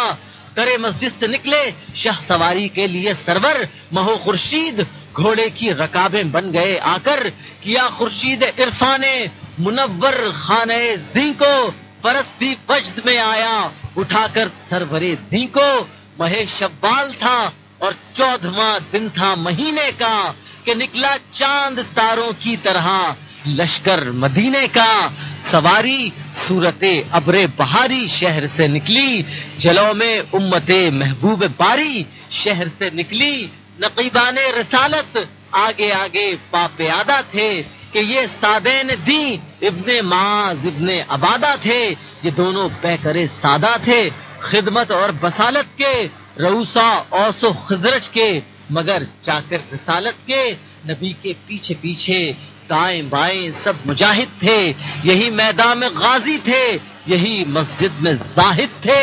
چلا ابن ابی اپنے موافق ساتھ میں لے کر، رہے حق میں ایک انبو ہے منافق ساتھ میں لے کر۔ 1000 انسان گنتی کے عدد تھے آج لشکر میں، سواران زرہ پوش ایک ست تھے آج لشکر میں۔ موافق بھی جلوں میں تھے نبی کے، ناموافق بھی تھے اس تعداد میں شامل، مدینے کے منافق بھی، ذرا سی دیر میں وہ مرحلہ بھی آنے والا تھا، کہ گوہر اور خزف کا امتحان ہو جانے والا تھا۔ سفارہ کر کے لشکر کو لیا جب جائزہ سب کا، کیا ایما کی آنکھوں نے نظارہ قدرت رب کا، نہ ڈالا شان رحمت نے یہ بار قرض بچوں پر، جہاد فی سبیل اللہ نہیں تھا فرض بچوں پر۔ بڑے ہو کر جنہیں کہنا تھا ملت کے سفینے کو، وہ سب کم سن دلاور کر دیے واپس مدینے کو، مگر ان شیر بچوں میں انہی کا ایک ہم سن تھا، جہاد اس پر نہ تھا واجب کہ وہ اس وقت کم سن تھا، برائے جائزہ باندھی صفیں اہل سعادت نے، اسے بھی کر دیا لا کر کھڑا شوق شہادت نے۔ بڑوں کے ساتھ شانوں کو ملا کر پہلواں بن کر، ہوا یہ اس طرح استادہ انگھوٹوں کے بل تن کر، شہادت کی طلب میں مل گئی دل کی مراد اس کو، نبی نے مسکرا کر دے دیا اس نے جہاد اس کو۔ تھی اس کو سرفروشی ہی میں امید منافع کی، یہ جرت کام آئی چل گئی تکبیر رافع کی۔ اسی کا ایک ہمسن دیکھتا تھا اس طریقے کو، نہ لا سکتا تھا لیکن کام میں اب اس سلیقے کو، نبی نے جائزے کے وقت سے کم عمر پایا تھا، تو حکم واپسی رافع سے پہلے ہی سنایا تھا، یہ اپنے باپ کو لے کر رسالت کے حضور آیا، مروت کے حضور آیا، شفاعت کے حضور آیا، گزارش کی میرے ماں باپ قرباں یا رسول اللہ، کیا ہے آپ نے رافع پہ احسان یا رسول اللہ، اسے دے دی اجازت دشمنوں سے جنگ کرنے کی، شہادت سے رخ امید کو گل رنگ کرنے کی، رکھا جاتا ہوں میں محروم کیوں ایسی سعادت سے، جہاد فی سبیل اللہ سے تاج شہادت سے میں کشتی میں سرے میدان گرا لیتا ہوں رافع کو، میں اپنے زور بازو سے اٹھا لیتا ہوں رافع کو، ملا ہے اس کو اذن جنگ تو مجھ کو بھی مل جائے، میرے پشمردہ دل کا غنچے امید کھل جائے۔ رسول اللہ نے دیکھے ذوق و شوق ان شیر زادوں کے کہ عمریں خام تھیں لیکن یہ پکے تھے ارادوں کے، یہ درگاہ خدا میں پیشکش لائے تھے جانوں کو، اجازت آپ نے کشتی کی دے دی ان جوانوں کو، گرایا واقعی کشتی میں جب رافع کو سمرا نے، کیا منظور سے بھی ساتھ لے چلنا رسالت نے۔ تعالی اللہ یہ ذوق اور جذبہ نوجوانوں کا، تو کیوں راضی نہ ہوتا ان سے مالک دو جہانوں کا۔ زمین پر جب شہادت کی یہ بے تابی نظر آئی، فلک کا دل بھرایا اور شفق کی آنکھ بھر آئی، نظارہ کر رہا تھا مہر اب تک سرنگوں ہو کر، گرا اب شام کے دامن پہ موجے اشک خوں ہو کر، ہوا دن منزل شیخین پر مہمان شب آخر، ہوئے روشن چراغانے تہے دامان شب آخر، شفق نے لے لیا آغوش میں خورشید تابہ کو، دلوں کی روشنی کافی تھی لیکن اہل ایمان کو، سکوت شام ٹوٹا نغمے لہنے بلالی سے، فضائیں بس گئیں صوتے جمالی و جلالی سے، جھکائے سر خدا کی بارگاہ میں شان والوں نے، پڑھی میدان مغرب کی نماز ایمان والوں نے، احد کے دامنوں میں فوج باطل تھی خیام آرا، ہوا شیخین میں اللہ کا لشکر قیام آرا، عشاء کے وقت پھر لہنے بلالی سے اذان گونجی، خدا کے نام کی نوبت بزیر آسماں گونجی، عشاء پڑھ کر جمائے نوریوں نے خاک پر بستر، کہ تھا زیر نگاہ صاحب لولاک ہر بستر، طلائے پر جوانان مجاہد ہو گئے قائم، بہر جانب نگہباں اور شاہد ہو گئے قائم، نظر میں تاکہ رکھے رات بھر شب خوں کے حلے کو، یہ ساما کر کے پیغمبر نے زینت دی مسلح کو، ستارے شب کو زیرے دامنے بدر الدجا اترے، مگر اہل نفاق ایمان والوں سے جدا اترے، رہے ابن ابی اور اس کے ساتھی ایک کنارے پر، کہ چلتے تھے منافق اس منافق کے اشارے پر، فلک بھی دیکھتا تھا چشم حیرت سے یہ نیرنگی، کہ وقت امتحان تھی تینت بد کس قدر ننگی، ستارے جھلملائے ہلکی ہلکی روشنی پھیلی، نظر دو چادریں آئیں کہ ایک اجلی تھی ایک میلی، جو اجلی تھی اسی کا بزم ہستی میں اجالا ہے، جو میلی تھی اسی کا آج منہ دنیا میں کالا ہے۔ ستاروں نے اگرچہ نور ہر جانب بکھیرا تھا، احد کے دوسرے رخ پر اندھیرا ہی اندھیرا تھا، یہاں تاریکیوں نے آج جھنڈے گاڑ رکھے تھے، بلاؤں نے شکاروں کے لیے منہ پھاڑ رکھے تھے، بدی چھائی ہوئی تھی خیمہ و خرگاہ بن بن کر، بدی کے سائے میں بیٹھے تھے سب بدراہ تن تن کر، سیاہ کاری نمایاں تھی سیاہ بختوں کے ڈیرے میں، کہ روشن داغ ہائے معصیت تھے اس اندھیرے میں، سرور و عیش کی دف بج رہی تھی خیمے خیمے میں، برائی اسلحہ سے سج رہی تھی خیمے خیمے میں، ابو سفیاں کی عشرت گاہ میں سردار تھے سارے، شرابیں پی رہے تھے مست تھے سرشار تھے سارے، سرود و رقص بھی اور شغل میں بھی ہوتا جاتا تھا، اسی میں مسئلہ حملے کا طے بھی ہوتا جاتا تھا، بتائی جا رہی تھی قتل و خوریزی کی تدبیریں، کمانیں چھٹ رہی تھیں بٹ رہی تھیں خاص شمشیریں، بدی پر مستعد تھے ہر طرح انسان کے دشمن، خدا کے مصطفیٰ کے دین کے ایمان کے دشمن، اسی عالم میں ایک جاسوس بھی دوڑا ہوا آیا، مدینے سے خروج اہل ایمان کی خبر لایا، کہا کل 1000 افراد نکلے ہیں مدینے سے، نظر آتا ہے گویا ہو چکے ہیں سیر جینے سے۔ اسی تعداد میں ابن ابی والے بھی شامل ہیں، یہ سب باطن میں اپنے دین دیرینا پہ عامل ہیں۔ دلوں کا حال ان لوگوں کی آنکھوں سے ہے آئینہ کہ اسلامی جماعت سے یہ رکھتے ہیں بڑا کینہ، یہ توڑیں گے مسلمانوں کی جمعیت کا شیرازہ، بہرحال ان کا ہو جائے گا وقت جنگ اندازہ۔ کم از کم 300 افراد ہیں اس قسم کے انسان، نہ پہنچے گا ہماری فوج کو ان سے کوئی نقصان، یہ ہم سے آ ملیں گے آج یا منہ موڑ جائیں گے، بہر صورت مسلمانوں کا دامن چھوڑ جائیں گے، رہے اب 700 باقی سو وہ لڑنے کو آئیں گے، محمد ان کو وقت صبح زیر تیغ لائیں گے، وہی زرہیں جو روز بدر کی بھگدڑ میں چھوٹی تھی ہماری فوج نے پھینکی تھی، ان لوگوں نے لوٹی تھی، وہی چھینی ہوئی مقتول سرداروں کی تلواریں کہ جن کے پیپلے ٹوٹے ہوئے ہیں، کند ہیں دھاریں، یہی تھوڑے بہت ہتھیار ہیں، بس کائنات ان کی نظر آتی ہے گویا شاق آہو پر برات ان کی۔ نمازی ہیں بہت مردان غازی ہیں بہت تھوڑے، سواری کے لیے لائی ہے ساری فوج تو گھوڑے، کسی کے پاس بھی پورا نہیں سامان لڑائی کا، تہیا کر کے گھر سے آئے ہیں نادا لڑائی کا۔ ہماری فوج کی طاقت اگر یہ لوگ سن پاتے، فصیل شہر سے باہر نہ ہرگز یوں چلے آتے، بظاہر 1-2 فرسنگ چلنے سے تھکے ہارے، کھلے میدان میں شیخین پر شباش ہیں سارے۔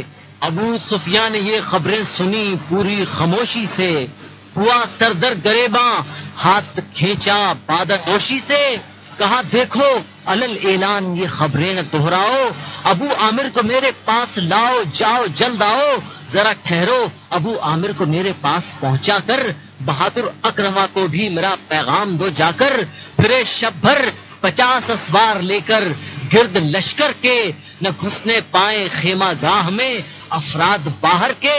رہا کچھ دیر تک خاموش ابو سفیان، پھر بولا مخاطب ہو کے نائب افسروں سے یوں دہن کھولا، دلیران عرب یہ میں کشی اب ملتوی کر دو کہ وقت انتقام بدر آ پہنچا جمع مردو، مسلمان شہر میں محصور ہو کر جنگ اگر کرتے تو کچھ مدت ہماری فوج کو زیر و زبر کرتے، فصیلوں سے تھی آساں تیر باری سنگ باری بھی، وہاں بیکار تھی زرہیں بھی اپنی اور سواری بھی، اگرچہ شہر کی مد نظر ہے ہم کو پامالی، مگر حملے کا یہ اسلوب خطرے سے نہ تھا خالی، بہت خاصی بلندی پر ہے آبادی مدینے کی، جبھی تو آج تک قائم ہے آزادی مدینے کی، جو ہوتے کار بند اہل مدینہ قلعہ بندی پر تو مشکل تھی ہماری پیش قدمی اس بلندی پر، چلو اچھا ہوا وہ خود نکل آئے فصیلوں سے،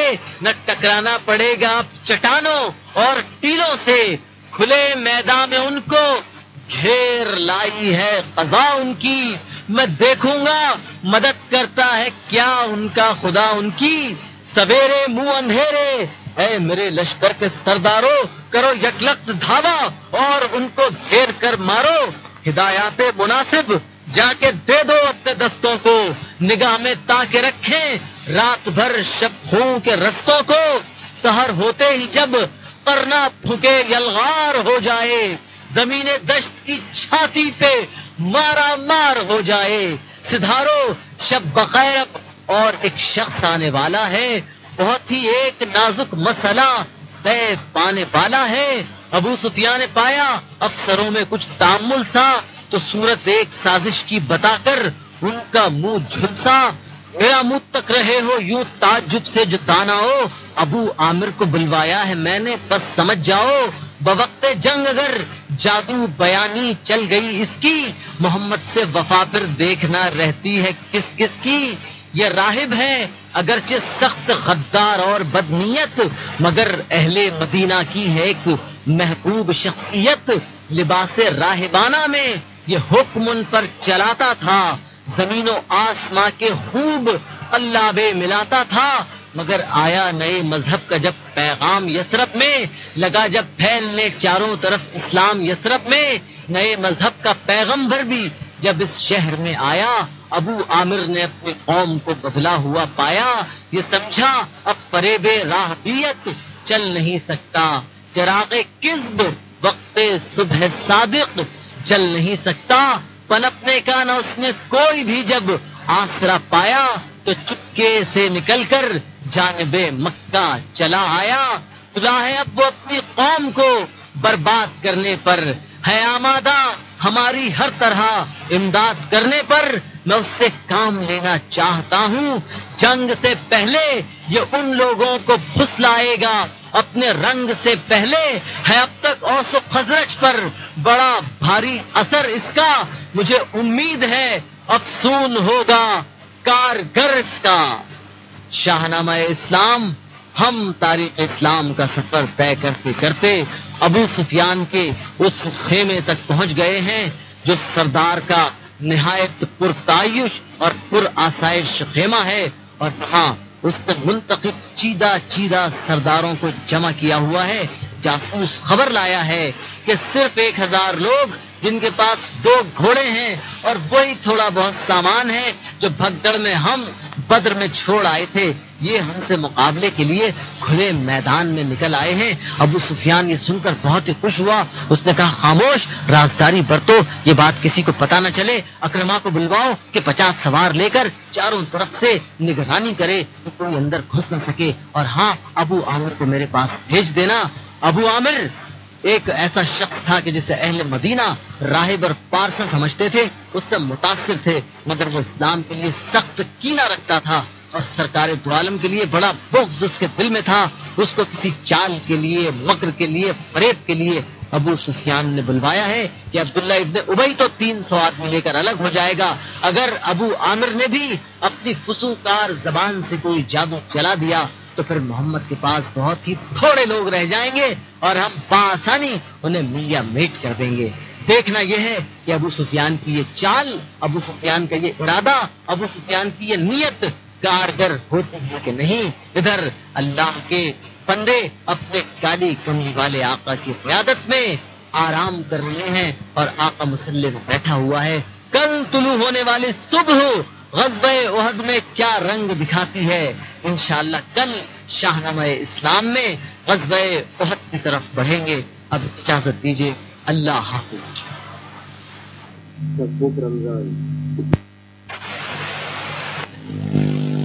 شاہنامہ اسلام اسی کے نام سے آغاز ہے اس شاہنامے کا، ہمیشہ جس کے در پہ سر جھکا رہتا ہے خامے کا، ہمیشہ جس کے در پہ سر جھکا رہتا ہے خامے کا، اسی کے نور سے پر نور ہے شمس و قمر تارے، وہی ثابت ہیں جس کے گرد پھرتے ہیں یہ سیارے۔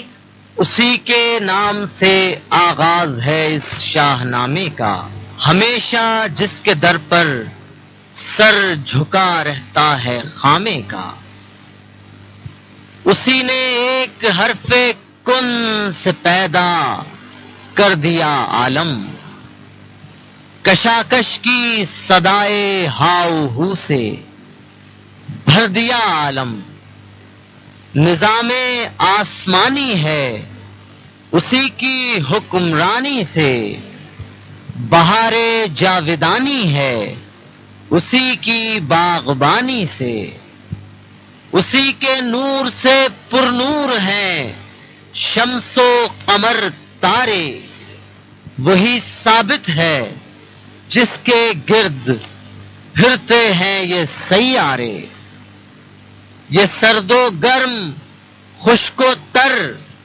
اجالا اور تاریکی، نظر آتی ہے سب میں شان اسی ایک ذات باری کی. بشر کو فطرت اسلام پر پیدا کیا جس نے، محمد مصطفیٰ کے نام پر شیدا کیا جس نے. السلام علیکم. آج رمضان المبارک کی 26 تاریخ ہے.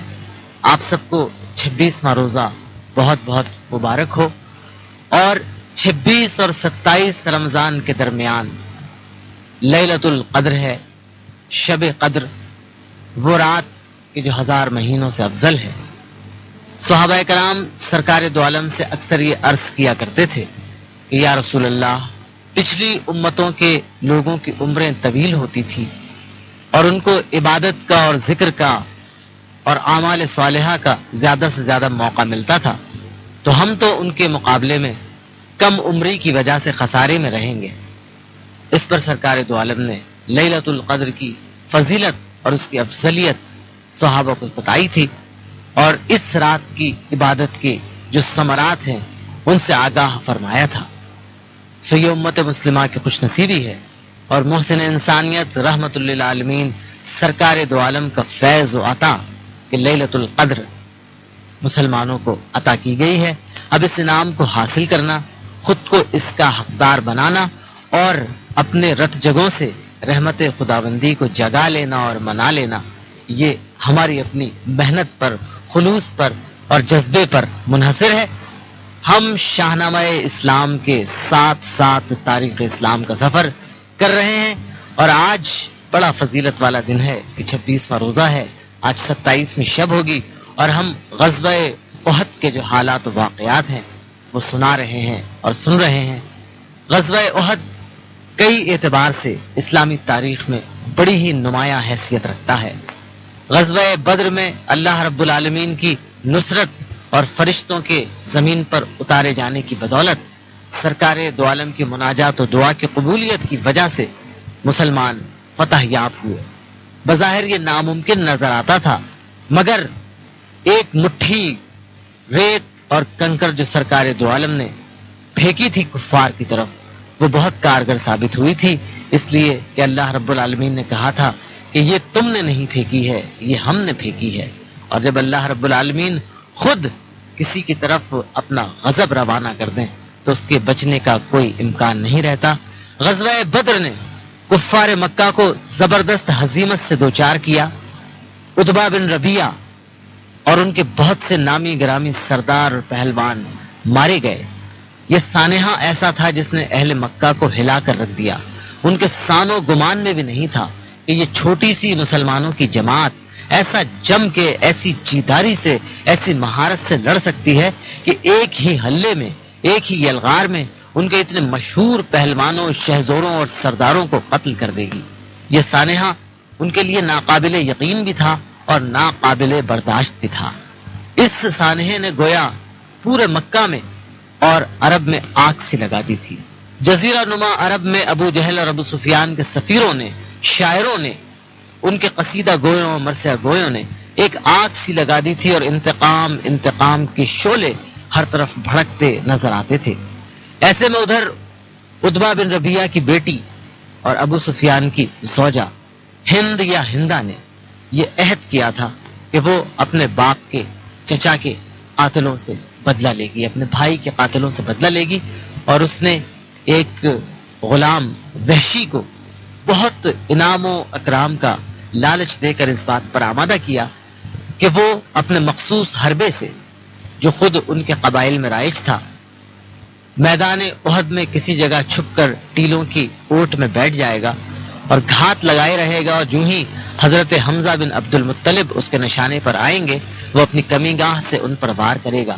اس لیے کہ حضرت حمزہ کا لشکر اسلام میں ہونا، ان کی بہادری، ان کی ہیبت اور فنون جنگی سے ان کی مہارت، یہ قریش کے لیے اور اہل مکہ کے لیے ناقابل برداشت تھی. وہ سمجھتے تھے کہ جب تک محمد کے اس لشکر میں حمزہ بن عبد المطلب موجود ہے، اس لیے کہ حضرت حمزہ کے کارنامے پورے عرب میں مشہور تھے، ان کی شہزوری، ان کی دلاوری، ان کی شاہ سواری، ان کی شمشیر زنی، ان کی نیزے اور بھالے پہ گرفت بہت مشہور تھی. تو حضرت حمزہ نے جنگ بدر میں جو کارہائے نمایاں انجام دیے تھے، اس کے بعد کفار کے لیے بہت بڑا خطرہ حضرت حمزہ کی ذات تھی. اس لیے آتش انتقام میں جلتی ہوئی بھنتی ہوئی ہند نے یہ سازش کی تھی کہ وہ وحشی کے ذریعے حضرت حمزہ کو قتل کروائے گی. ادھر ابو سفیان نے ابو عامر جو کہ ایک راہب تھا مدینے کا اور اس کی بڑی عزت تھی مدینے میں، وہ جب مکہ چلا گیا، اس کی کچھ نہیں چلی سرکار دو عالم کے اور صحابہ کرام کے مدینہ منورہ میں آنے کے بعد، تو ابو سفیان نے اس کو بھی اپنے ساتھ ملانے کی کوشش کی. ایک طرف عبداللہ بن ابی تھا کہ جس کو عین موقع پر اپنے 300 سواروں کو لے کر نکل جانا تھا اور لشکر اسلام کو کمزور کرنا تھا. یہ بات ابو سفیان کو پتہ چل گئی کہ یہ عبداللہ بن ابی یہ کرنے والا ہے، اور اوپر سے اس نے سوچا اگر ابو عامر راہب کو بھی اپنے ساتھ ملا لیا جائے تو پھر تو فتح اپنی یقینی ہے. دوسری جانب ہند جتنی بھی زنان عرب تھیں اور مشہور پہلوانوں کی، شاہ سواروں کی، سرداروں کی بیویاں تھیں، بہنیں تھیں، بیٹیاں تھیں، مائیں تھیں، ان سب کو منتقل کر رہی تھی اپنی آتش انتقام، اور ان سب کو اس بات پر آمادہ کر چکی تھی کہ وہ غزوہ احد میں ساتھ ساتھ جائیں گی. اس نے ابو سفیان سے یہ کہا تھا اپنے شوہر سے کہ تم بدر کی جنگ اس لیے ہار گئے ہو کہ تم ہم لوگوں کو لے کر نہیں گئے تھے. اگر ہم وہاں موجود ہوتی تو ہم کسی کو بھی منہ پھیرنے نہیں دیتی، بھاگنے نہیں دیتی، اور اسی وقت ان کو ایسے رجز پڑھ کر، ایسے اشعار سنا کر اور ایسے تانے دے کر میدان میں واپس آنے پر مجبور کر دیتی. اور یہ بات اس حد تک صحیح تھی، اس لیے کہ جو عورتیں تھیں عرب کی اس زمانے میں، وہ اس قسم کے رجزیہ اشعار پڑھا کرتی تھیں اور میدان جنگ میں اپنے مردوں کے ساتھ ساتھ ہوتی تھی. سو اس مرتبہ ہندا نے ابو جہل کو اور ابو سفیان کو اس بات کا قائل کر لیا کہ اس جنگ میں عورتیں بھی ساتھ ساتھ جائیں گی. اور لکھا ہے تاریخ میں اور واقعات میں کہ جب بدر کے میدان میں لشکر کفر خیمہ زن ہوا تو ہندا بنت ربیعہ کی سرکردگی میں جو عورتیں وہاں موجود تھیں عرب کی، وہ بڑے بناؤ سنگھار کے ساتھ آئی تھیں، کڑے پہنے ہوئے، پازیبیں پہنی ہوئی، اپنے آپ کو خوبصورت لباسوں میں ملبوس کیے ہوئے، مسحور کن خوشبوئیں لگائے ہوئے، سراپا سامان ترغیب و کشش بنی ہوئی، تاکہ وہ اپنے شوہروں کو، اپنے بھائیوں کو، اپنے بیٹوں کو اور جو بھی ان کے عزیز و اقارب ہیں ان تمام مردوں کو اکساتی رہیں، مائل کرتی رہیں انتقام پر، جنگ پر. ہم شاہنامہ اسلام کے اسی موڑ سے آج آغاز کرتے ہیں کہ جہاں ابو عامر کو ابو سفیان نے بلوایا اور اس کے بعد اس سے معاملہ بندی کرنے کی کوشش کی، اور اس نے اپنے ساتھیوں سے یہ کہا کہ ابو عامر کا اوس و خزرج مدینے کے دونوں قبائل پر کے جن میں سے اکثریت مسلمان ہو چکی ہے اور یہ انصار رسول اللہ ہیں، ان پر ابو عامر کا بڑا اثر ہے، تو یہ کیا جائے کہ ابو عامر کو بلوا کر اس کو بھی اس سازش میں شریک کیا جائے. ہے اب تک اوس و خزرج پر بڑا بھاری اثر اس کا، مجھے امید ہے افسون ہوگا کارگر اس کا، وہ اس کو نیک تینت جانتے ہیں ایک زمانے سے، یقیناً پھوٹ پڑ جائے گی اس کے ورغلانے سے. اگر دامے سقن میں پھنس گئے یسرب کے دہقانی تو ہم برباد کر ڈالیں گے ان سب کو بآسانی. فنا کر دیں گے ہم پہلے تو اصحاب محمد کو، دکھا دیں گے عدم کی راہ احباب محمد کو. ازاں بعد اہل یسرب کا بھی سارا زور توڑیں گے، نہ چھوڑیں گے ہم ان دہقانیوں کو بھی نہ چھوڑیں گے. محمد کو مگر زندہ پکڑنے کا ارادہ ہے، ہمارا قرض اسی کی ذات پر سب سے زیادہ ہے.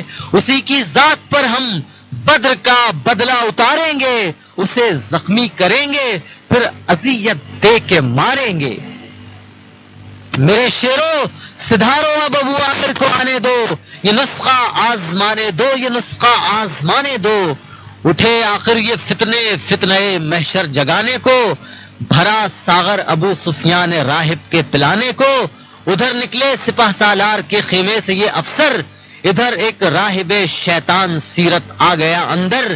یہ راہب تھا کہ تھا تاریکی ابلیس کا سایہ، ابو سفیان استقبال کر کے جس کو لے آیا. لباس زہد میں ایک پیکر تلبیس و مکاری، نہا ہر ایک منہ ریش میں 100 دام عیاری. نحوست پر نحوست چھا گئی راہب کے آنے کی، سمٹ کر آ گئی گویا بدی سارے زمانے کی. تکلم با تکلم اور خاموشی بخاموشی، مسلسل زیر لب خندہ، مسلسل ایک سرگوشی. ابو عامر ہوا رخصت بہم طے پا گئی سازش، ابو سفیاں بھی نکلا اپنے خیمے سے بسد نازش، قریب اس مرکزی خیمے کے اور ایک تھا بڑا خیمہ، ابو سفیاں کی بیوی ہند کا راحت فضا خیمہ، زنانے جنگ جو خیمے کے اندر جمع تھی ساری، ادا و ناز کو منظور تھی حملے کی تیاری، فریب حسن نے ملبوس رنگا رنگ پہنے تھے، کہیں مانگے سواری تھی کہیں زرکار گہنے تھے، درے خیمے پہ تھا ایک مرد وحشی نام تھا جس کا، کمال حربہ اندازی میں شہرا عام تھا جس کا، غلام ابن متم تھا حبش کا رہنے والا تھا، بظاہر بھی یہ تیرا بخت باطن میں بھی کالا تھا، غلاموں میں سمجھ کر حرص و دولت